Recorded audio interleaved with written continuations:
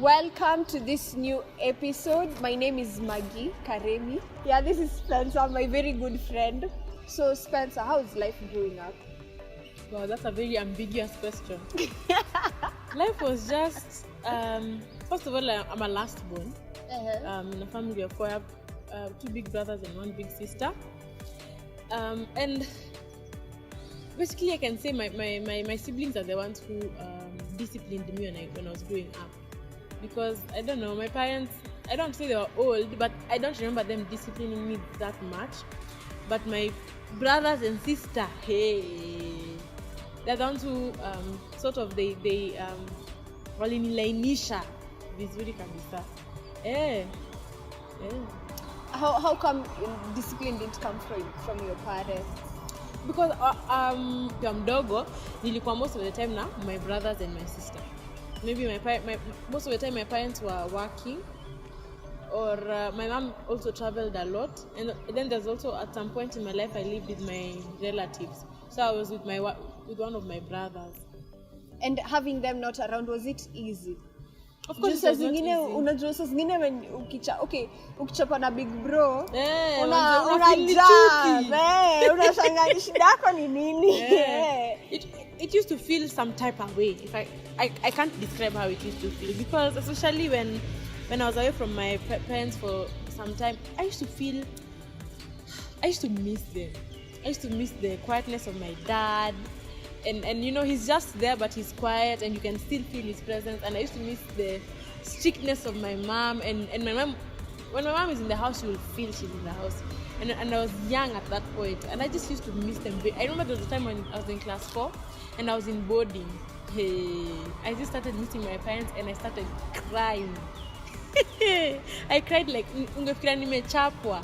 I started crying because nilikuwa nimewamiss. I had not seen them in such a long time. I began missing them so much. Sasa nikaanza kulia. So when I look back right now, I think I was a very strong child, because ndefika hiyo point nilikuwa nalia. I had bottled up a lot of things. I had gone through a lot of things and I had bottled them up and I had no one to share them with. And then I felt like hakuna mtu ananielewa. Big bro kazi yake tu anapenda kuingililia. That's how maybe you felt. Because hawakuwa na mimi pia at that point. Kila mtu alikuwa tu, we were surviving wherever it is we were. Yeah. So nilikuwa miss, nikalia. So when I look back now, I think I was very strong.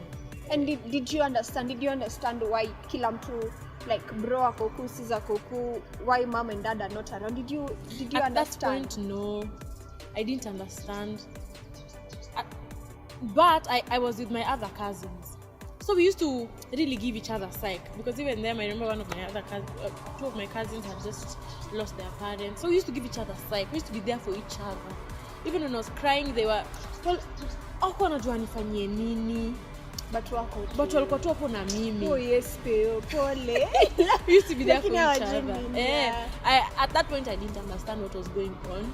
And then once in a while, one of my brothers would come and see me, and I'd be so excited. And we'd not even sit down and story or anything, or go and have ice cream when you're squeeze on ice cream. I would just see him, and I'd be so happy. Yeah, and then he would ask me kama niko poa, na mimi niko poa, shule iko aje, shule iko poa, and then angeenda zake, mimi ningeendelea na maisha yangu. So wherever it is that we were just strong. I think I come from a family of people who are very strong. By strong I mean life has shaped our ideas and has shaped the things that we believe in. We don't just believe in unajua kuna watu wamelelewa Mungu ni Mungu na ni Mungu. Yes, we've been brought up in a very Christian family, but we've been also taught to believe it for yourself. It was not shoved down our throats. That's what I'm trying to say. Christianity was not shoved down our throats. Being a good girl was not shoved down our throats. Like me, I was seeing my sister growing up, so I was following in the footsteps. Yeah. And then I know at some point all that changed. Mulikuja kina mom sasa na dad wako around all through your season. How was it at first? It was amazing. I remember when I reconnected with my brother, I have two brothers. So when I reconnected with them both, and then with my sister, and then with my dad, and with my mom, I was happy. I cannot describe the happiness that I was feeling. And I think I was 10 or 11 at that point. I was so happy. I was at peace. I just experienced peace. Like, I don't know. I just remember those are the most peaceful moments of my life. From when I was 10 to like 13, I was very peaceful. I started doing very well in school because the fact that I was not with them, I sort of had an effect on my schooling. But when we reconnected, I started doing well in school. I started opening up to friends. I began having good friends. I stopped being an angry child. I think ni juu haukuwa unajua what's happening. Exactly. Haukuwa unajua is this one there, this one there, this one. So, hata hiyo point yenye tulikuwa tumereconnect now, bado sikuwa najua nini ilikuwa ina happen, but something totally changed inside of me. Finally I was with people who cared and they really cared. Like I remember my sister usually tells me the time alikuwa ananipatia maziwa. I was I think 10 na nilikuwa namwambia staki. Alikuwa anasikia kunichapa. Because alikuwa anaona huyu msichana anahitaji kukula, anahitaji juu nimekonda.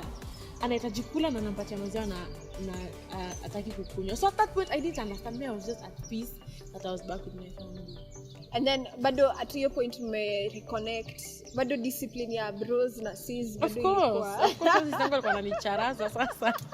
Because now I was coming from a different home. And now I had some, these weird vices in kids.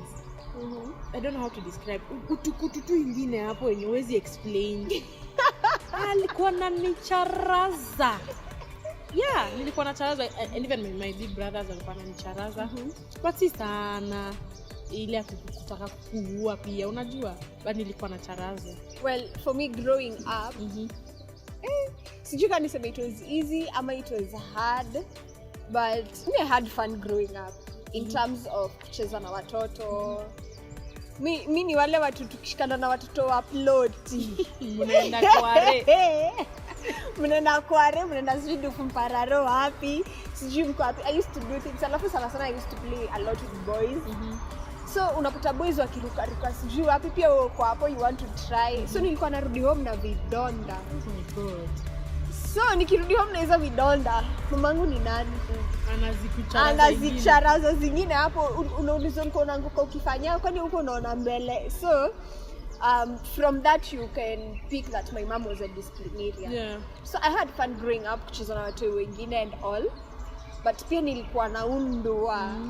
Nilikuwa naundwa with anything that will be found. Ikugonge kichwa, ikugonge wapi, wewe bora umegongwa, ni sawa. And what effect did that have on you? It didn't have a good effect. It didn't. Ilifika mali haisaidii. Of course ukichapwa hivyo sana, unajua kuna fear na kuna ile yenye umeelewa umefanya something wrong. Sidhani nilikuwa na sasa zingine nilikuwa nachapwa na sijui tumechapiwa nini. Umecharazwa tu. Wewe umecharazwa tu, but mama anaona kama amekudiscipline. So ilifika point all I had was fear. And then hiyo fear it slowly graduated into, sitaki kusema rebellion, no, but kuna time moja sijui nilifanya nini auntie yangu akaniambia naenda kusema kwa mama yako. Nikakaa mahali nikaimagine mimi naenda kuundwa. Nikaona hapana. And then whatever had happened between me and my aunt was just a disagreement. Nilikuwa na feel it kaka chini to reason. Tuta sort. I don't need kuchapwa. So nikaenda home before my aunt. Nikakaa chini na mama yangu, nilikuwa class 5. Class 5 ama class 4. Nikakalisha mama yangu chini. Nikamwambia this and this has happened between me and auntie. Aya shika, ukitaka kuniunda saa hii Iishe. Oh my god. Alafu mama akafanya nini? I think that is the last time mamangu aliniunda. Wow. Hakunichapa. So I think hapo ndo alikaa kona bege unajua ikuunda kila saa. I said it really fika point hata mimi nilikuwa nachoka. Nilikuwa nashangaa tutachapa na hadi lini. Unaget? Uko na feel pengine ya kuelewi. Mimi nilikuwa tu nimechoka na ikugonga. I was just standing na ikugonga. So mimi mwenyewe na nilikuwa najua kiatu gani anachapanga nayo. In fact bado iko home. Sijui kama ushaiona ile kama. Bado inakuanga. Enjoy hiyo slippers enjoy. Nikaichukua nikamwambia kani kunichapa nichape saa hii Iishe. Wow. So I think pia ilimfanyia afikirie because hiyo time hakuniguza and after that hakuniguza tena. After that it had been words, get words that will make you question what you're doing, such vitu kwa hizo sijaiundwa. Cause mimi nilikuwa na charaz. Mimi nilikuwa na charazo mom. Alikuwa ni charaza, but it's fine. But pia your discipline, in as much as ilikuwa mob hivyo, it instill some things in us. Absolutely. Juka mimi sasa kuna vitu siwezi fanya. There are things, kuna venye you do your things because kuna kitu out of that beating, out of that discipline, and out of that kukua rebuked, kuna vitu unapick. Absolutely. So like for you, your mom was very strict. Ndio. Najua. So do you think right now, I don't want to say that kusema kupata watoto watoto, but what kind of discipline action would you take on your children? As in, how are you going to discipline your children, bearing in mind wewe ulikuwa unachapwa, then ikafika point ukaanza kuongeleshwa? What do you think is the ideal way of discipline mtoto sana? The ideal way, you mean which method to use? Yeah. Whichever method anyone decides to use, I think it is good. Huyu mtoto ajue mbona anakuwa discipline. Hiyo ku discipline mtoi na mtoi hajui amefanya nini na confuse mtoi. Absolutely. Because me ilikuwa inani confuse. Because at some point kuna when we were talking about self-esteem, we were talking about affirmations. Later in life, after I grew up, I realized, by the way, for a long time I had been feeling like I am a bad girl. You're a bad girl. Unashindwa kuchapa, unashindwa kuambia ufanyi na si hata ujui story imetokea wapi. So you don't even know the good sides of yourself. You don't know the good sides of yourself. Kila saa whatever is being highlighted is the wrong thing you're doing. So one of the affirmations we focus on is I am a good girl. I am a good girl. I am a good girl. I am a good girl. Unaget? Ata it doesn't mean sikuwa nafanya something wrong. Nilikuwa nafanya wrong things. When you umesema now it got to a point where now your mom started talking to you instead of kukuchapa. Yeah. So are there words that she would say to you that would make you feel less of yourself? Ama would make you feel like by the si mamangu pengine aliniadopt.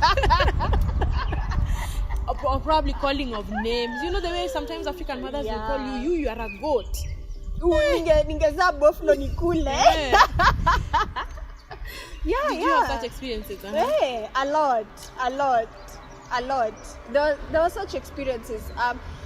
Venye nilisema my mom stopped caning me, akaanza kuniongelesha. I didn't mean that we would sit down and reason. Later in life, affirmations have been a very great anchor for me.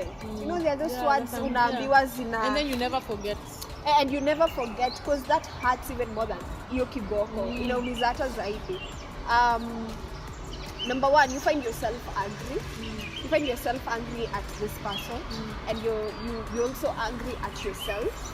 Because like you've said, it's only the bad things about you that are being highlighted. Yes. So you're angry at them for highlighting and emphasizing on those bad things, and then you're angry at yourself for being that bad person, because that's all you've been through. Yeah. Sometimes our parents are not perfect. They also get broken with life, with life experiences, and bila wao kujua, they sometimes let it out on us. If you understand that, it will be easier for you to also work on yourself. My mom at some point alikuwa tu atazusha.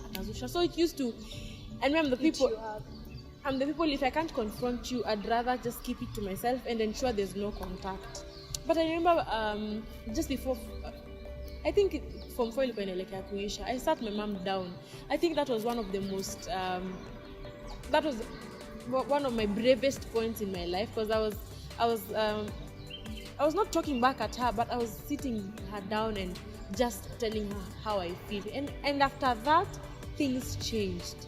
Sometimes these people, in as much as their words are not kind, in as much as their words are mean and they're cutting through our hearts, sometimes what they're telling us is the truth. It's the truth. Wow, yes. Sometimes it's the truth. So before lashing and going out and complaining and crying, check it first. Check it first. Sometimes it's the truth. Ni venye tu haijasemwa vizuri. Yeah. So before you even get angry, check yourself first. For those of us, or for those of you who've grown up in homes where you've not had a good relationship with your parents or with your guardians, nimekumbuka tu sa story ya Noah kwa Bible. Noah and his 3 sons, there was Shem, Ham and Japheth. This man was a drunkard, but his 2 sons, Japheth and Shem, respected him, such that when wakati alikuwa anakuja kwa nyumba, when he was, if you have time, go and read the book of Genesis. I think it's in chapter 6. Alikuwa anakuja kwa nyumba kama ana nguo, yani amelewa ana nguo. Yeah. And still these 2 boys were able to respect their father, and they went and they covered their father. You need to know that when you cover the shame of your parents or of your guardians or even of your boss, God owes it to you to protect your shame. But I was listening to DJ, and he was saying there's a difference between weaknesses and wickedness. Wow. Alikuwa anasema there's a difference, and he gave this example. It was his talk with his daughter Sarah Jake's daddy issues, and usikize. He was saying, he was using fathers as an example. He was saying your father could be a drunk. That is weakness. Another father could be walking into your room in the night. Oh my God. That is wickedness. Oh, so he was saying, know the difference between weakness and wickedness. Usikuwa uko nje una complain sijui madeo, sijui your pastor, sijui your boss. No. Yeah. Know the difference pia.